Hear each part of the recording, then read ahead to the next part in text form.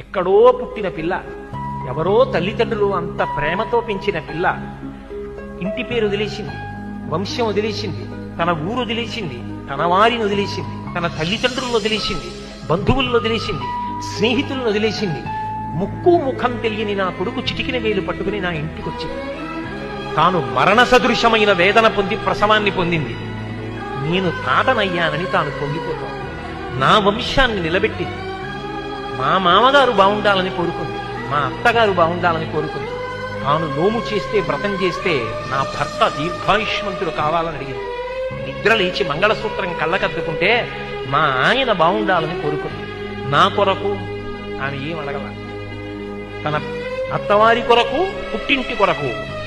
ఆ పిచ్చి తల్లి ఎక్కడో పుట్టిన పిల్ల నా ఇంటికొచ్చి ఇన్ని చేసిందే, ఆ పిల్లగా నాకెక్కువ, నా కొడుకు ఎక్కువ అంటే ఆ